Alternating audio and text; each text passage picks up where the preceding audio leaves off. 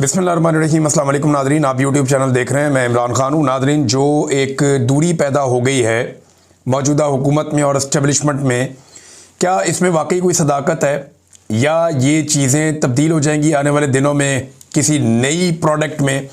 इस बारे में ये वीलॉग है। कुछ आम हकायक मैं आपके सामने रखता हूँ। एक तो आप ये बात कन्फर्म कर लें कि पाकिस्तान में कौन होगा किस ओहदे पर, इसका फैसला पाकिस्तान के अंदर नहीं हो रहा, इसका फैसला पाकिस्तान से बाहर हो रहा है। और ये फैसला किसी एक मुल्क में नहीं होना।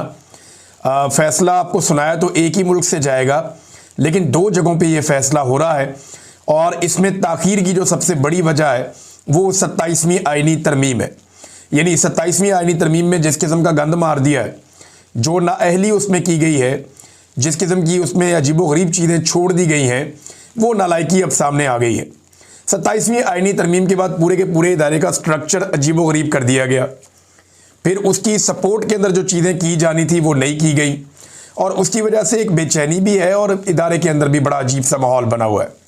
यानी एयरफोर्स और नेवी के लोगों को लगता है कि जी हम कोई सौतेले हैं, हमें कभी भी मौका नहीं मिलेगा आगे जाने का या आगे बढ़ने का, वो रास्ता बंद किया गया।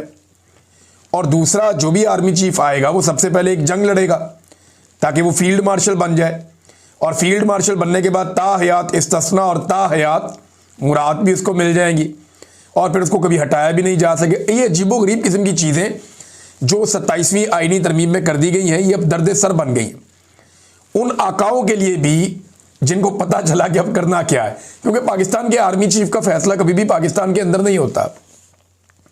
ये फैसला दीगर स्टेक होल्डर मिलकर करते हैं, जो बैरूनी आका है, जिनके पैसों से पाकिस्तान चलता है, या जो अपने पैसों से हमें वेंटिलेटर्स लगाते हैं।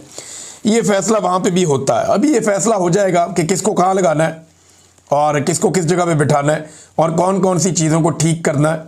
तो जब ये फैसला हो जाएगा तो लिस्ट आ जाएगी, उसके मुताबिक फिर चीज़ें आगे बढ़ेंगी लोकल सतह के ऊपर कुछ चीज़ें तय होने के बाद।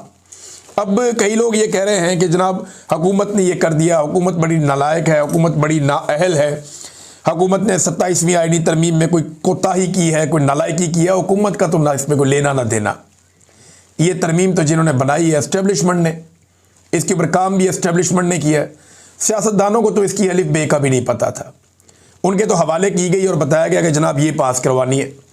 नवाज शरीफ साहब ने और जरदारी साहब ने सर नीचे फेंक के अपने सारे बंदों को हुक्म दिया, सारे बंदे इकट्ठे किए और उसके बाद ये तरमीम पास करवा ली। और जिन दिनों में ये तरमीम पास हो रही थी उन दिनों में PMLN के MNAs की बाकायदा और पीपल्स पार्टी के तस्वीर दी गई थी एयरपोर्टों के ऊपर कि जनाब ये बंदे, और उनके नाम शाम भी थे कि ये बंदे कम से कम अभी पाकिस्तान से बाहर ट्रैवल नहीं करने चाहिए। अगर इनमें से कोई जाए तो उनको रोक लिया जाए, ताकि पाकिस्तान के अंदर सारे के सारे बंदे मौजूद हों और कल को कोई बहाना ना करे जनाब मैं चला गया। तो ये एस्टेब्लिशमेंट की तरमीम थी। सियासतदानों पे इसका इल्ज़ाम ना लगाएं। सियासतदान बहुत समझदार होते हैं, वो बड़े तरीके से कोई तरमीम करते हैं, बड़ी मुशावरत करते हैं, चंद घंटों के अंदर ऐसे ही तरमीम होती है। और इसके पीछे सारा का सारा एस्टेब्लिशमेंट का खेला हुआ खेल था। उनकी नालायकी अब इनके खाते डालने की कोशिश की जा रही है। कई टाउट्स हैं वो आकर बैठ जाते हैं, बार बार ये कहते हैं कि जी हुकूमत की नालायकी, हुकूमत ने ये कर दिया, हुकूमत ने कुछ नहीं किया। सियासतदानों का इससे कोई लेना देना नहीं है। बहरहाल ये फैसला हो जाएगा, फैसला होकर लिस्ट पाकिस्तान में दी जाएगी, उसके मुताबिक हो जाएगा। लेकिन इमरान खान साहब ने नवाज शरीफ को बड़ा ज़बरदस्त मौका दे दिया है। इमरान खान ने नवाज शरीफ को मौका दे दिया कि अगर वो अपनी जान बचाना चाहते हैं तो बचा लें, क्योंकि एंड में जो है ना नवाज शरीफ की जान भी कुड़की में फंस जाएगी। उसकी मैं आपको वजह बताता हूँ क्या है। ये बहुत बड़ी खबर है और इसको जो समझने वाले ना वो समझ जाएंगे। होगा ये कि आसिम मुनीर के साथ जो पिछले एक हफ्ते के अंदर नवाज शरीफ साहब ने कर छोड़ी है ना, या इस निज़ाम ने या इस हुकूमत ने जो भी आसिम मुनीर के साथ किया है, ऐसा तो एक SHO के साथ भी नहीं होता। वो बेचारा अपनी तैनाती के लिए आता है तो उसको बता देते हैं ठीक है फलाने दिन आ जाइए, उसकी तैनाती हो जाती है। लेकिन आसिम मुनीर साहब का नोटिफिकेशन कभी कहते नहीं चाहिए, नहीं कभी कहते नहीं चाहिए, कभी इधर से बयान। फिर वो इतनी शर्मिंदगी हुई आसिम मुनीर साहब को कि टाउटों के जरिए ये स्टेटमेंट दिलवाने पड़े कि जनाब नोटिफिकेशन की तो ज़रूरत ही नहीं है। आपने देखा अंसार अब्बासी साहब तक ने लिख दिया और लोगों ने भी लिख दिया। मैं अंसार अब्बासी साहब को टाउट नहीं कह रहा, लेकिन बहुत सारे टाउट पहले ये बातें कर रहे थे। फिर अंसार अब्बासी साहब को भी कायल किया गया, आप लिख दें आप जंग अखबार में। उन्होंने भी बेचारे ने लिख दिया और लोगों ने भी लिख दिया। तो दावे शुरू हो गए कि नोटिफिकेशन की लोड़ ही कोई नहीं। अब जनाब सारे कह रहे हैं नोटिफिकेशन किधर है। Faisal Vawda notification, Mohsin Naqvi notification, DGI SPR तो बिल्कुल मंजर से गायब है, वो तो कहीं नजर ही नहीं आ रहे।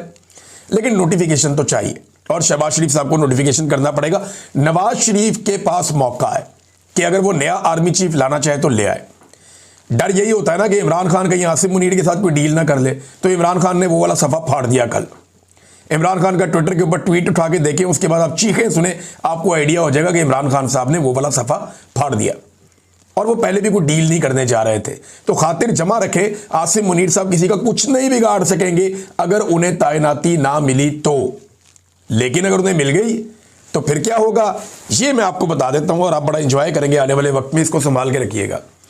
अगर आसिम मुनीर साहब को दोबारा से उनको ये मौका मिल जाता है, 5 साल और आए और आकर आप काम करें, तो वो एक बात को तो यकीनी बनाएंगे कि नवाज शरीफ कभी भी कंफर्टेबल पोजीशन में ना आए।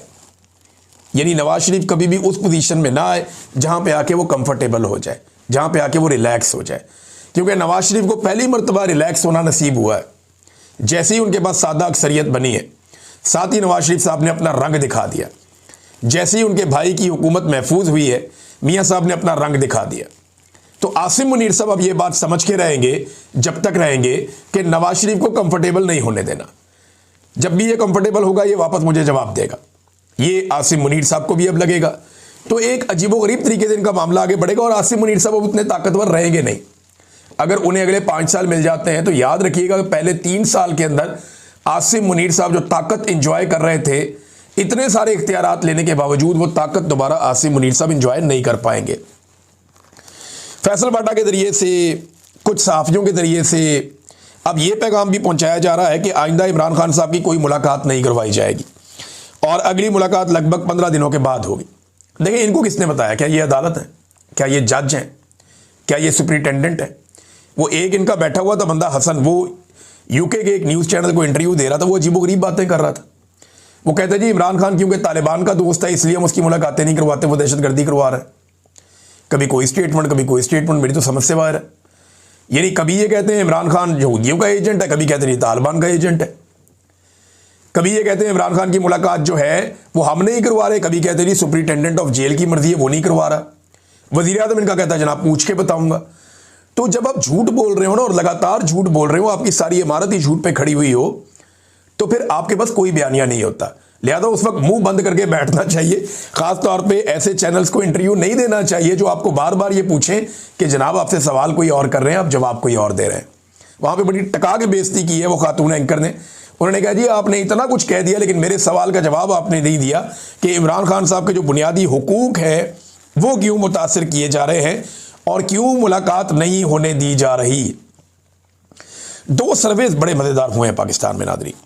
एक साबिर शाकिर साहब ने करवाया और एक करवाया रिजवान गलज़ई साहब ने। इन 2 सर्वेज के अंदर सवालात बड़े इंपॉर्टेंट थे। साबिर शाकिर साहब ने पूछा कि फील्ड मार्शल आसिम मुनीर को आना चाहिए या नया आर्मी चीफ आना चाहिए। तो बहुत लोगों ने उस पर वोट डाले और मैं हैरान हो गया कि 90% से ज़्यादा लोग ये कह रहे हैं कि नया आर्मी चीफ आना चाहिए। आसिम मुनीर साहब के साथ वो नहीं जाना चाहते। और रिजवान गलज़ई साहब ने एक सर्वे करवाया जो इससे भी ज़्यादा इंटरेस्टिंग है। उन्होंने कहा जी कि इस सूरत में कि मौजूदा हुकूमत की और एस्टेब्लिशमेंट की लड़ाई हो जाए, मिलिट्री एस्टेब्लिशमेंट की, तो आप किसके साथ खड़े होंगे? तो आपको फिर हैरत होगी कि ज़्यादा लोग ये कह रहे हैं कि वो हुकूमत के साथ खड़े हो जाएंगे। एस्टेब्लिशमेंट की ऐसी सत्यानाश मंजी ठुक गई है कि अवाम ये कह रही है कि जनाब हम खड़े हो जाएंगे जाके हुकूमत के साथ, हम एस्टेब्लिशमेंट के साथ नहीं खड़े होंगे। ज़्यादा लोगों ने ये ओपिनियन दी है। मैं हैरान हो रहा था कि एस्टेब्लिशमेंट की इतनी पतली हालत हो गई है कि लोग जाकर जिनके ऊपर चोरों और डाकुओं के टैग लगाए गए हैं उनके साथ कहते हैं हम खड़े हो जाएंगे, लेकिन एस्टेब्लिशमेंट के साथ हम खड़े नहीं होंगे। तो नवाज शरीफ साहब के साथ ये एक मौका उनके पास मौजूद है।